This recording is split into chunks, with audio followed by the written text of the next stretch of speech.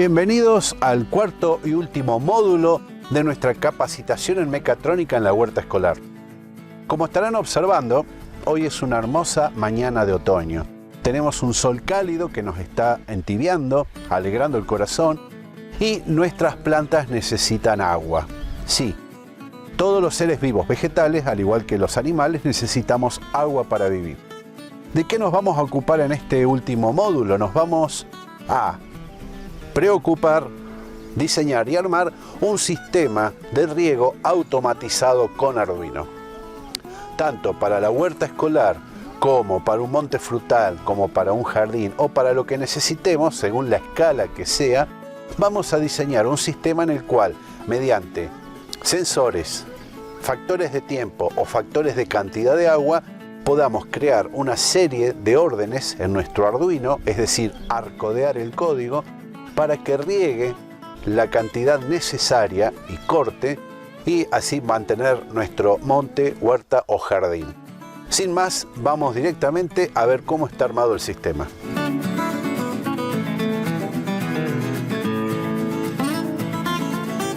Bueno, aquí estamos con el sistema ya armado y listo para implantar. Para eso vamos a disponer de una caja hermética plástica, que después vamos a mostrar, pero en el entretanto vamos a examinar cómo está diseñado este sistema. En primer lugar tenemos una placa Arduino Nano que estamos viendo ahí, que es la que hace todas las funciones de evaluación y actuación según las entradas que vamos teniendo para que riegue o no riegue. Entonces, lo primero que vamos a analizar son los sensores o transductores. Tenemos el clásico sensor de humedad que ya conocen, tenemos un LDR que mide la cantidad de luz solar y su posible fuerza que tenga, y tenemos acá un medidor de temperatura y humedad ambiente, es decir, lo que está por encima de la tierra. Con estos tres artefactos nosotros generamos las reglas de regado, es decir, cuando hay cierta combinación de temperaturas, humedad o falta de humedad, cantidad de sol, o mejor dicho, ausencia de esa cantidad de sol, se activa el riego que es generado por este relé. El actuador primario es este relé. Cuando las condiciones están dadas, la microcontroladora activa el relé. El relé activa esta electroválvula, que, como se darán cuenta, tiene mucho más consumo que lo que puede entregar la placa Arduino Nano. Por eso se tiene que intermediar como una especie de actuador secundario. La salida de la Arduino Nano es de 200 mA aproximadamente.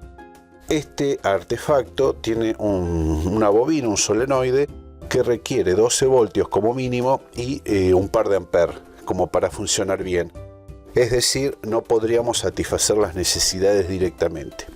En cambio, este relé perfectamente funciona con los 5 voltios y la salida que otorga el Arduino. Todo eso es controlado por el RTC, que da el tiempo, la fecha, el tiempo, los datos, que son almacenados junto con todas las circunstancias en una tarjeta SD. Pero hay una parte fundamental que, si bien es cierto, es un sensor o un transductor, funciona solamente cuando hay riego, es decir, cuando se produce el pasaje de agua, y es este caudalímetro. El caudalímetro es una rueda aquí dentro que gira cuando circula el agua. Ese giro lo que hace es activar un pequeño red switch. Hay un pequeño imán de neodimio, y al ir girando la rueda va contabilizando pulsos en el Arduino Nano, y eso nos permite saber cuánta agua o cuánto tiempo estuvo regando.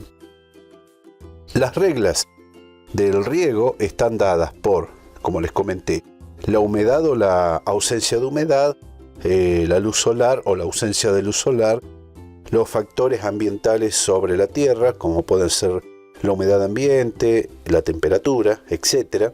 Pero también el horario. Hay horarios que se puede regar y horarios que no se puede regar. Entonces eso es fundamental. Pero lo que subyace cuando se riega es la pregunta: ¿cuánto vamos a regar? Podemos regar de varias formas. En primer lugar, podemos regar por tiempo. Es decir, sabemos que si el caudal es 30 litros por minuto, podemos generar tantos minutos de riego como para satisfacer esa pequeña huerta o lo que fuera. También podemos calcular por la cantidad de litros utilizando las funciones matemáticas del caudalímetro, lo cual, haciendo una pequeña cuenta, nos va a dar la cantidad de litros que han circulado, y cuando llegamos a la capacidad que nosotros estimamos adecuada, cortar automáticamente. Y la tercera manera de controlar esto sería también por la conjunción de sensores, es decir, cuando se satisfacen las condiciones de humedad de suelo o lo que fuera, provoca el corte. Nosotros no vamos a hacer hincapié en cómo programar el sensor en el sentido de cortar de esta manera o de otra, porque lo dejamos liberado a las necesidades de cada diseño que hagamos de este tipo de equipos. Es decir, pueden haber huertas que se puedan regar por cantidad, por tiempo o bien por las condiciones.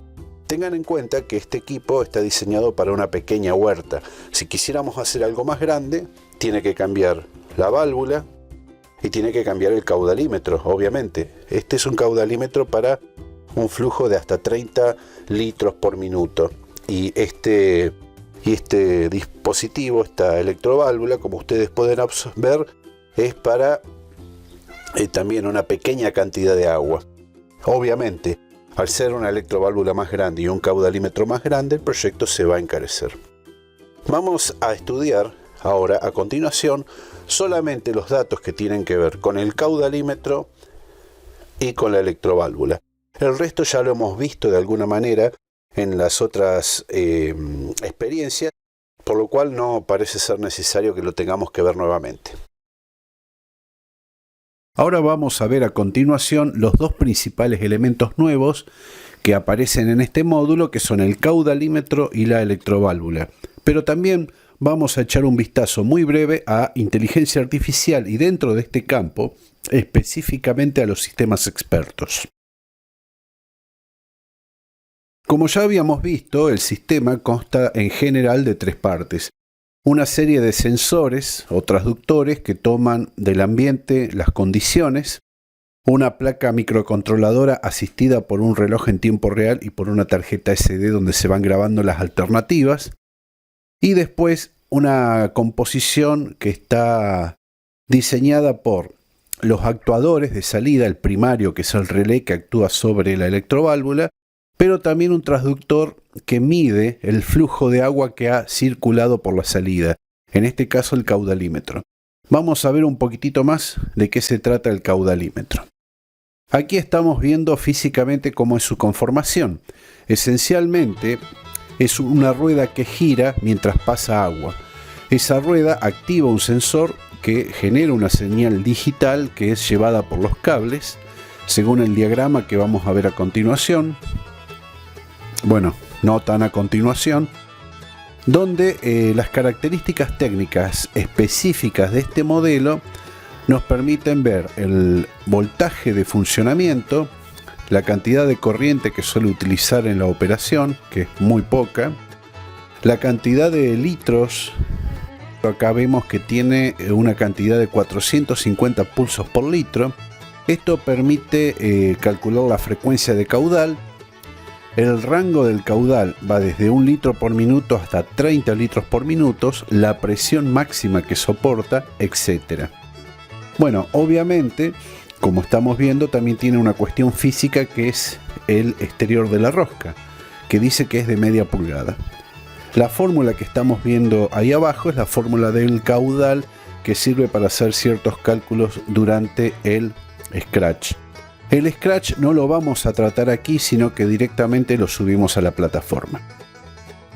Bueno, aquí tenemos la disposición física que les comentaba, donde vemos que tenemos 3 cablecitos de conexión, rojo positivo, negro negativo y el blanco o amarillo, que vendría a ser la señal de salida. Las medidas están en el sistema métrico decimal. Entonces más o menos podemos hacernos una idea del tamaño de este pequeño aparato que sirve para manejar hasta un máximo de 30 litros por minuto. Para mayores caudales hay que buscar caudalímetros mayores. La electroválvula, en este caso es una similar, no es exactamente la misma, trabaja con 12 voltios y puede tener un consumo de medio a 2 amperes. Fíjense que tiene una rosca de entrada y de salida. No es lo mismo conectar esta pieza al revés, lo mismo que el caudalímetro. Todas están marcadas según el sentido que tiene que circular el agua.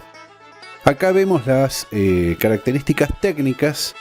Dice que es una rosca de media pulgada, que es de plástico, que aguanta una temperatura de 0 a 100 grados, etcétera, etcétera.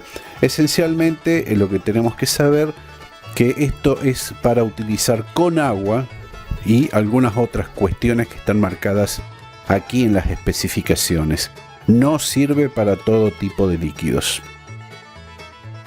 La electroválvula, como habíamos mostrado en la conexión, no va directamente sobre el Arduino, sino que hay que intermediarla por un relé de estado sólido que toma del Arduino la señal de activación y el relé a su vez cierra el circuito con una fuente de poder más poderosa, ya que como dijimos necesita 12 voltios y una cantidad de amperaje muy superior a la que maneja la placa Arduino. Entonces de esta manera podemos accionar la electroválvula, es decir, a través del relé. Habíamos dicho que teníamos que ver un poquitito el tema de la inteligencia del sistema. ¿Por qué hablamos de inteligencia artificial? Esencialmente porque este pequeño sistema de riego posee las características propias de lo que se denomina un sistema experto. Un sistema experto, según una cita de un libro muy conocido que estamos mostrando en pantalla, habla de un sistema de cómputos que emula la habilidad de tomar decisiones de un especialista humano. Emular significa actuar en todos los aspectos del sistema en la salida de las acciones, es decir, un sistema experto es un sistema que reemplaza a un ser humano en la toma de decisiones. El ejemplo del sistema de riego cabe perfectamente en esta, categorización. Básicamente, cuando nosotros hablamos de un sistema experto, estamos hablando de el área de conocimiento que tiene que manejar ese sistema. No existe, ni va a existir por un tiempo largo, un sistema experto que domine todo, sino que son aplicados a ciertas esferas del conocimiento. El conocimiento es estudiado por una ciencia llamada epistemología. Y básicamente, para no abundar mucho en el tema, consiste en un dominio llamado problema y a su vez en el dominio del conocimiento, que es la parte resolutiva del problema. Como se darán cuenta, siempre el problema es más grande que el conocimiento.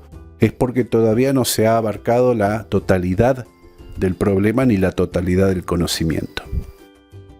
El sistema experto clásico, definido por Garritano, Riley y otros investigadores, consiste básicamente en un problema en el cual, mediante una acción que está realizada por los sensores, es tomado un determinado estatus de situación y en base a las reglas implícitas en la base del conocimiento y al trabajo de un motor de inferencia que, digamos en cierto sentido, razona sobre la situación, genera una salida resolviendo ese problema.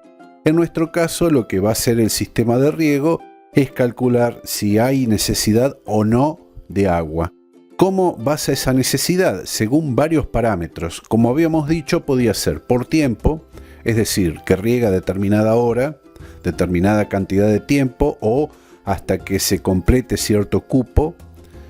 Puede ser también que riegue según si las condiciones ambientales son las correctas, o puede ser que riegue solamente bajo ciertas condiciones muy específicas de sequedad. Volviendo al tema de la epistemología del conocimiento, tenemos que la base de datos del conocimiento parten del saber y la experiencia de un experto. Nosotros, en la determinación del problema, vamos a tener varias etapas que acá están resumidas en una pequeña pirámide donde tenemos que hay un factor de ruido, Ruido es un dato que no tiene sentido. Un dato es ya una información sobre algo muy particular, es decir, hay una variable que ha sido categorizada. La información es la contextualización de ese dato dentro de los parámetros del problema. El conocimiento es obviamente la elaboración de toda esa información en un campo más vasto, y el metaconocimiento vendría a ser todo lo que conlleva con la sabiduría, la experticia y la experiencia del experto. Todo eso nosotros lo tenemos que sintetizar en reglas dentro de una base de datos que se puede crear mediante muchos sistemas. Ahora, ¿cómo se aplica una base de datos de conocimiento o de reglas? Es sencillo, tiene que haber una condición determinada y tiene que haber una regla para esa condición. Todo esto está manejado por operadores lógicos, como habíamos dicho, que pueden ser los operadores clásicos de lógica proposicional, también llamada lógica formal, porque la lógica formal se refiere a la forma en que está descrito el problema, no al contenido, sino la estructura propia de la elaboración de ese problema. Estos operadores lógicos son los conocidos como y, o exclusivo, no, bicondicional y condicional. También podemos hacer reglas que sean muy sencillas por tiempo. Por ejemplo, a tal hora regá, por tanto tiempo o hasta que satisfaga cierta condición, que eso sería una regla anidada dentro de otra regla. Y por supuesto podemos generar un arranque manual que se apagaría automáticamente o no. Esto también es una regla que puede estar dentro de otra regla. Simplificando, nosotros cuando vayamos a crear el Scratch podemos utilizar tranquilamente la estructura llamada switch case, que aquí está ejemplificada. Cuando la variable determinante posee un valor 1, ejecuta ciertas acciones. Cuando ejecuta esas acciones y las termina, sale del switch. Cuando el caso de esa variable es 2, lo mismo, y así sucesivamente. También hay una regla general de default, que significa que si ninguna regla está programada, igual se haga cierta regla per se. Por ejemplo, podemos programar muchas cosas y algo nos quedó en el tintero. Entonces, la regla de default ejecuta alguna acción determinada por si las dudas. Bueno, en general, esto va a parecer un poco complejo a primera vista, pero si ustedes examinan el código fuente que he subido y razonan sobre el particular, van a poder generar la estructura de trabajo para este sistema de riego. Esto es a pedido del público. ¿Por qué no subo una codificación ya adecuada para el caso? Porque son muchos. Puede ser una huerta, y esa huerta puede tener ciertas verduras, ciertas hortalizas o ciertas cosas, y ustedes tienen que consultar con los expertos cómo tiene que ser el riego de todo eso. Puede ser un monte frutal, por ejemplo, tienen 2 o 3 mandarinas o 2 o 3 naranjos o lo que fuera. Eso también tiene otra forma de riego, otra cantidad de agua, etc.